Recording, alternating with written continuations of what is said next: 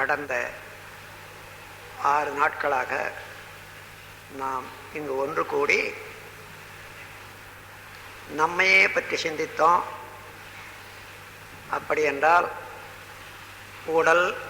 உடலிலே அடங்கியுள்ள உயிரிலே இடம்பெற்று விரிந்து பிரபஞ்சம் முழுவதும் கலந்து நிற்கின்ற அறிவு, இவற்றை பற்றி பல கோணங்களிலே இருந்து சிந்தித்தோம். மெய்ப்பொருள் கண்டோம். அறவாழ்வு என்பது என்ன என்று விளங்கிக் கொண்டோம். உண்மையிலேயே நாம் சரியாக ஆராய்ந்து பார்த்தோமே ஆனால் நமக்கு வேண்டுவது இதற்கு மேலே இல்லை. வேண்டுவதெல்லாம் தெரிந்து கொண்டோம், ஆனால் செயலிலே கொண்டு வர வேண்டும். ஒவ்வொன்றாக செயலிலே கொண்டு வரும்போது அதனுடைய பயன் விளங்கும்.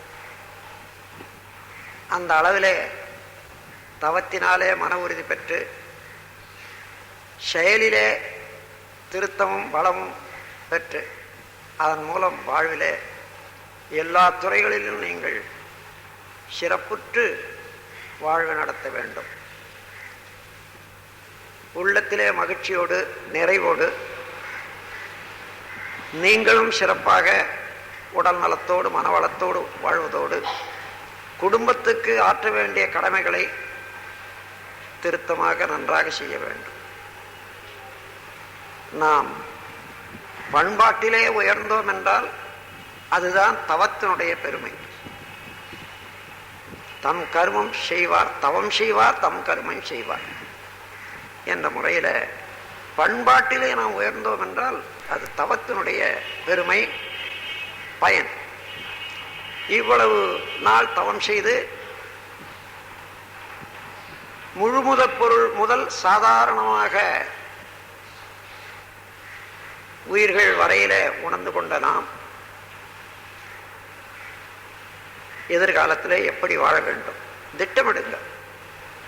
திட்டமிடாவிட்டால் இவ்வளவு ஆற்றலும் அறிவும் சிதறுண்டு போகும். முழு பயன் கிடைக்காது. ஒரு அணை கட்டி, ஆற்று வெள்ளத்தை அணை கட்டி அதை காவாய் போட்டு பாய்ச்சலுக்கு உபயோகிப்பது போன்று நாமும் நம்முடைய அறிவை நம்முடைய ஆற்றலை சேமித்து ஒழுங்குபடுத்தி அதை செயல்படுத்தி பயன்பெற வேண்டும். இவற்றையெல்லாம் நல்ல முறையில் பயன்படுத்துவதற்கு உங்கள் குடும்பம் நல்ல இடம். குடும்பத்தை விட ஒரு பெரிய கலாசாலை ஒரு மனிதனுக்கு தேவையே இல்லை. கற்றுக்கொள்ள வேண்டிய அனைத்தும் கற்றுக்கொள்ளலாம், பழகிக்கொள்ள வேண்டிய அனைத்தும் பழகிக்கொள்ளலாம்.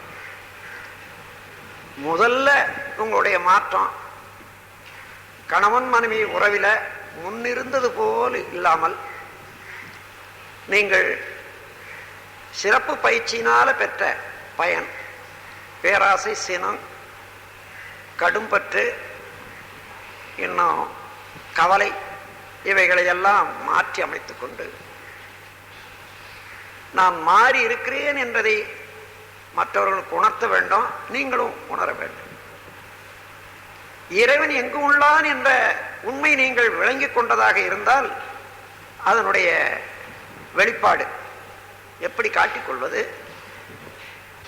உங்கள் வாழ்க்கை துணைவர், குழந்தைகள், இன்னும் பெற்றவர்கள் இருக்கின்றார்களே, அவர்களோடு நீங்கள் நடந்து கொள்ளக்கூடிய முறை, அங்கு உள்ளவன் இறைவன் தான். அங்கே நான் செய்ய வேண்டிய கடமை என்ன என்று திட்டமிட்டு பாருங்கள். என்ன வழியில் நீங்கள் செய்ய வேண்டும் என்று அமைதியான நிலையில குறிப்பு எடுக்கின்றீர்களோ அதே குறிப்பு தவறாமல் பார்த்து கொள்ளணும். சிறிது நாள் இந்த விழிப்பு நிலையோடு பழகினா அதுவே பழக்கமாயிடும். நாம் மறதி நிலையோடு பழகி பல பதிவுகளை ஏற்படுத்தி கொண்டோம். அந்த பதிவுகள் மேலும் மேலும் செயலாகி ஆழமாகவும் பதிந்து விட்டன. அதிலிருந்து மீள வேண்டும், ஒரு புதுமையான வாழ்வை பெற வேண்டும் என்று சொன்னால் அது உங்கள் குடும்பத்திலேயே தொடங்குங்கள். உங்கள் வாழ்க்கை துணைவரிடத்தையே தொடங்குங்கள். காலையில் எழுந்தவுடனே ஒருவரை ஒருவர் பார்த்து வாழ்க வளமுடன் என்று கூறிக்கொள்ளக்கூடிய பழக்கம் வேண்டும். ஏதோ வெக்கமா இருக்கிற மாதிரி நினைப்பீங்க. என்ன வெக்கம் இதுல வந்துடுது? கணவனை மனைவியும் மனைவிய கணவனும் வாழ்த்துறதுக்கு எத்தனையோ தடவை சுடு சொல்லால கோபத்தினால எப்படியோ பேசியிருக்கோமே இல்லையா? அதை விடவா இது கெட்டது?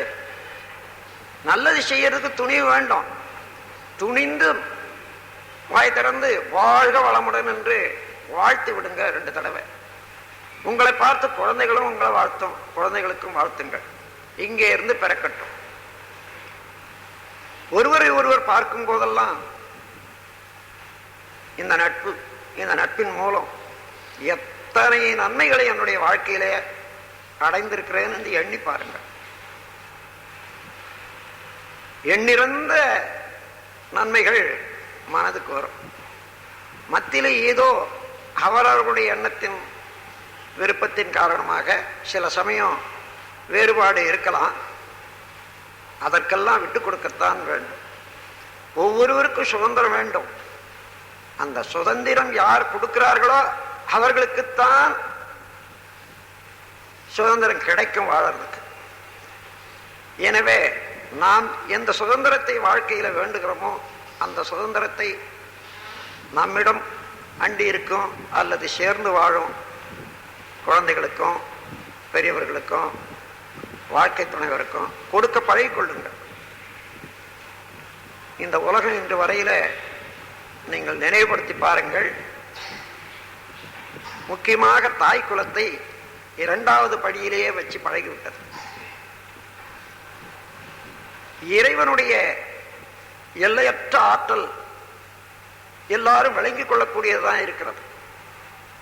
எல்லையற்ற ஆற்றலுடைய இறைவன் கூட உயிர்களுடைய உற்பத்தி என்ற ஒரு பொறுப்பை பெண்ணினத்திடமே விட்டு வைத்திருக்கிறான் என்று சொன்னா, இந்த உலகம் முழுவதிலும் உள்ள உயிரினங்கள் எல்லாமே தாயின் அன்பளிப்பு. அத்தகைய பெருந்தன்மையை நினைந்து மதிப்பளித்து நாம் என்ன கடமை செய்ய வேண்டும்? அவர்கள் செய்யும் தொண்டுக்கு நான் செய்ய வேண்டிய கடமை என்ன? அதே போல அவர்களும் பெண்களும் ஆண்களுக்கு செய்ய வேண்டிய கடமையை செய்துத்தான் வர வேண்டும். எந்த இடத்திலே சிறிது தவறிவிட்டாலும் கூட அதை பொறுத்து கொண்டு அட்ஜஸ்ட்மெண்ட் விட்டு கொடுக்கிறது. அதற்கு மேல அவசியமான இடத்துல தியாகம் கூட வேண்டும். நட்பு முறியாமல் இருக்க வேண்டுமானால், அது நல்ல முறையில ஆழம் பற்றி ஓங்க வேண்டுமானால் பொறுத்து கொள்ளக்கூடிய தன்மை, சகிப்புத்தன்மை, விட்டு கொடுத்தல், தியாகம், இந்த 3 வேண்டும். உலகிலே அல்லது குடும்பத்திலே நம்முடைய நட்பை அதிகரித்துக் கொள்வதற்கு 3 வழிகள் பின்பற்ற வேண்டியதும் உண்டு. அடிக்கடி நான் சொல்லுது, அதாவது ஒருவரையும் இன்னது வேண்டும் எனக்கு இன்னது கொடு என்று டிமாண்ட் பண்ணக்கூடாது, வற்புறுத்தி கேட்கக்கூடாது. கமாண்ட், நீ இப்படித்தான் செய்யணும் அப்படித்தான் செய்யணும், அதை செய்யக்கூடாது என்று கமாண்டும் கூடாது. Don't comment. 3வது ஆளை பொறுத்து எடுத்துக்கொண்டு இன்னொரு இடத்துல அவன் இப்படி அவன் எப்படி அவர் இப்படி இவன் எப்படின்னுட்டு அவர்களை பற்றி ஒரு வசை மாதிரியோ குற்றங்களையோ சுட்டி காட்டக்கூடாது. அது comments. Don't comment on the activities of others. Don't demand anything from anybody. அந்த முறையில் கமெண்ட், கமாண்ட், டிமாண்ட் என்ற 3ஐயும் விட்டுவிடணும். அந்த இடத்துல உலகமே நமக்கு நட்பாகிவிடும். அன்பர்களே, இன்பமும் துன்பமும் நம்மிடமே தான் உள்ளது. எவ்வளவு வளர்க்க முடியுமோ அவ்வளவு வளர்த்துக் கொள்வோம். நாம் எவ்வளவு வளர்க்கிறோமோ அந்த அளவு உதவியாக இருக்கும். தன்முனைப்பு என்ற காரணத்தினால அடிக்கடி நாம் இந்த இடத்துல தவறு செய்வோம். அது பழக்கத்தினாலே உணர்ந்து உணர்ந்து உணர்ந்து திருத்திக் கொள்ள வேண்டும். 100 குறைபாடுகள் இருக்கலாம், அதற்காக வருந்த வேண்டாம், வருந்தி பயனில்லை, திருந்த வேண்டும். இன்னைக்கு ஒரு குறையை தீர்த்து விடணும், இந்த குறையை இனிமேல் எழாத பார்த்துக்கொள்வேன் என்று ஒன்றை எடுத்துக்கொள்ளுங்கள். மறுநாள் இன்னொன்று, மறுநாள் ஒன்று. 100 குறைபாடு இருந்தாலும் 100 நாள், 3 மாதம் 10 நாட்களுக்குள்ளாக எல்லா குறையும் கலந்து விடலாம். எத்தனையோ ஆண்டுகள் இதுவரையில வாழ்ந்து விட்டோம், இனியும் வாழ எத்தனையோ ஆண்டுகள் உள்ளன. அவ்வாறு குறைகளை குறைய குறைய குறைய அந்த அளவுக்கு நிறைவு ஏற்படும் வாழ்க்கையில்.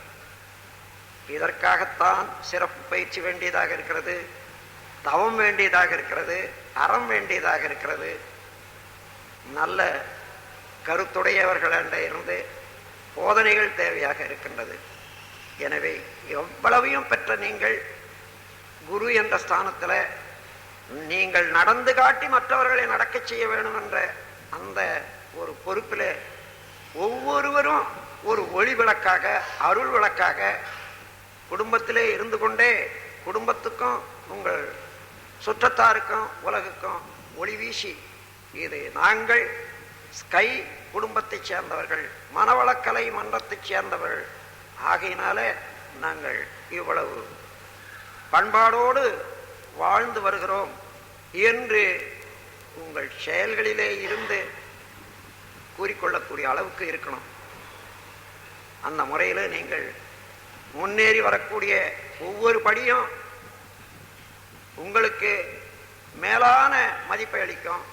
குடும்பத்தை உயர்த்தும், நாட்டை உயர்த்தும், உலகத்தை உயர்த்தும், அமைதி நிலவும் என்று கூறி நீங்கள் அனைவரும் உடல் நலம், நீளாயுள், நிறை செல்வம், உயர்ப்புகள், மெஞ்ஞானம் இவற்றில் ஓங்கி சிறப்பாக வாழ வேண்டும் என்று எல்லாம் வல்ல இறைநிலையோடு மனதை இணைத்து மனங்குளிர வாழ்த்துகிறேன். அருட்பேராற்றல் இரவும் பகலும் எல்லா நேரத்திலும் எல்லா இடங்களிலும் எல்லா தொழில்களிலும் உறுதுணையாகும், பாதுகாப்பாகும், வழிநடத்தியாகும். வாழ்க வளமுடன், வாழ்க வளமுடன், வாழ்க.